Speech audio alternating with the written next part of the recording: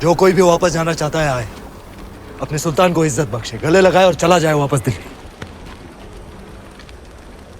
उल्ला खान,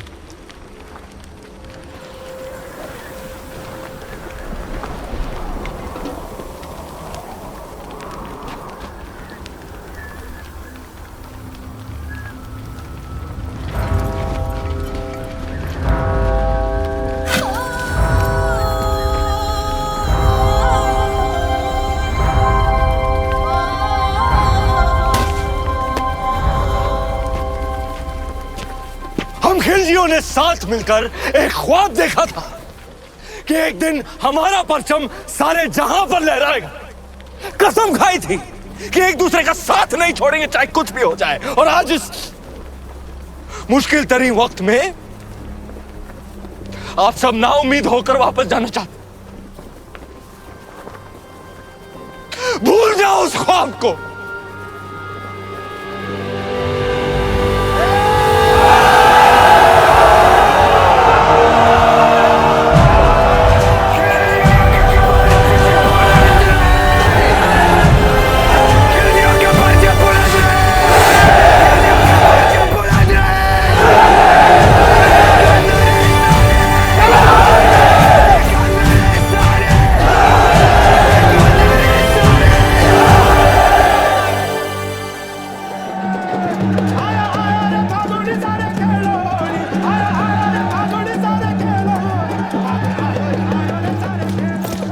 हुकुम, होली री बधाई।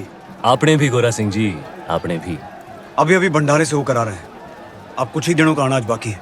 पर ये बात आपके और हमारे बीच ही रहनी चाहिए, हमारे लोगों तक कभी ना पहुंचे। पर अब हमारी मुश्किलें बढ़ती जा रही हैं हुकुम। मुश्किलें तो दुश्मन के लिए भी बढ़ेंगी। जब आसमान आग बरसाएगा, अलाउद्दीन पिघलेगा। बस कुछ ही दिनों की बात है। आप चाहे होली खेलें, हम भी छोटी रानी सा को उनकी पहली होली की बधाई देकर आते हैं। सच्चाई को अनदेखा ना करें हुकुम, बात चिंता रही है।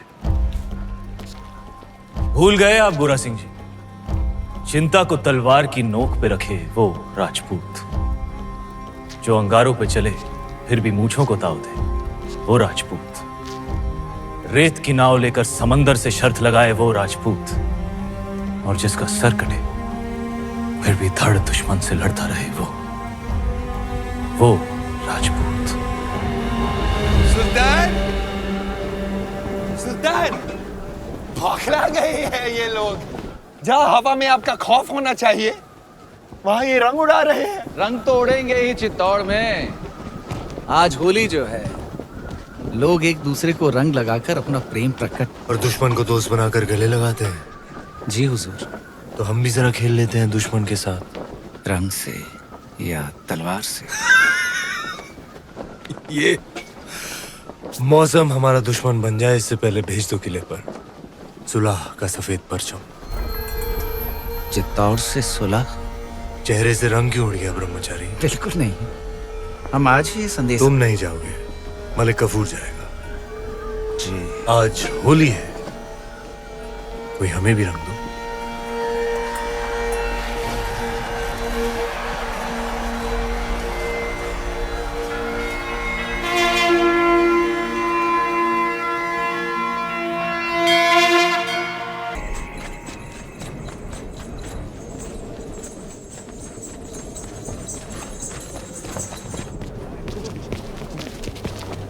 हुकुम, वो देखिए। आप कहें तो उसे यहीं गिरा दे बाबूजी। हुकुम। आन दो इसे बादल।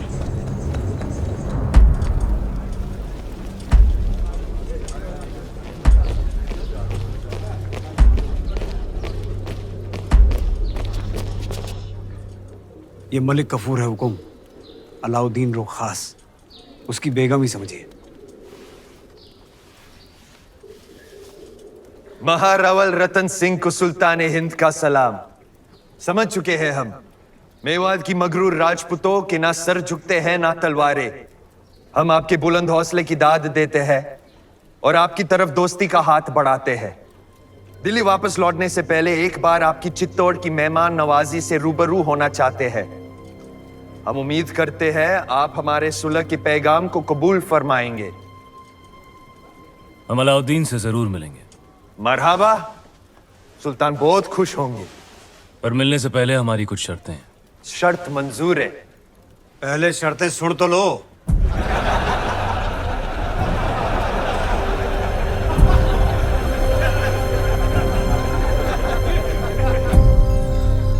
ये सुलह का प्रस्ताव षड्यंत्र भी तो हो सकता है। हो सकता है। तो फिर सुल्तान को गढ़ पे आने का न्योता क्यों दिया? हमने उसके प्रस्ताव को माना भी और ठुकराया भी। वो कैसे? 2 शर्तें रखी हैं हम। पहली कि शाही फौज वापस दिल्ली जाए, और दूसरी कि अगर उसे हमसे मिलना है तो उसे गढ़ पर आना होगा, अकेला, निहत्था। अगर उसने अपनी शर्त मान ली तो? जो आदमी दिल्ली से आके तपते रण में 6 महीनों से बैठा है, वो अपनी शर्त मानेगा ही मानेगा। हमें नहीं लगता। भगवान राम को भी कहाँ लगा था कि रावण साधु के भेष में आएगा।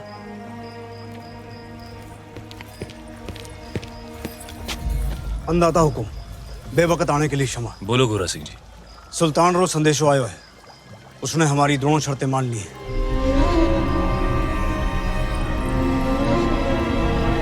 आने दो उसे।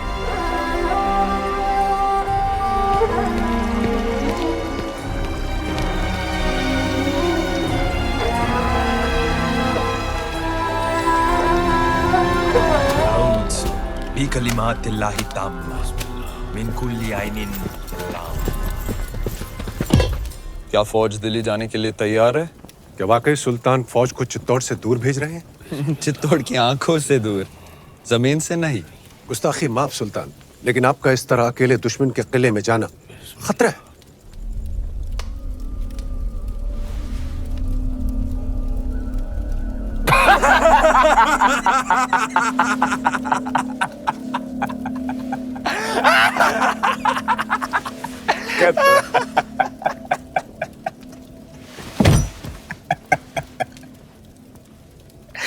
मंजूर,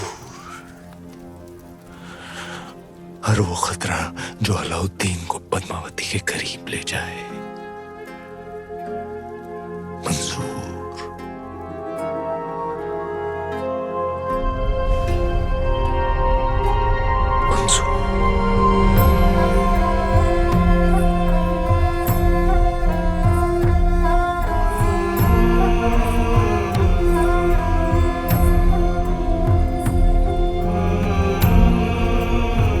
ऐसे सुना है एक खतरा दिल्ली के तख्त पर भी मंडरा रहा है। इताअत खान, हर लम्हा उसकी आंखों में आपके लिए नफरत और तख्त के लिए हवस दिखती है। वो सुल्तान बनना चाहता है।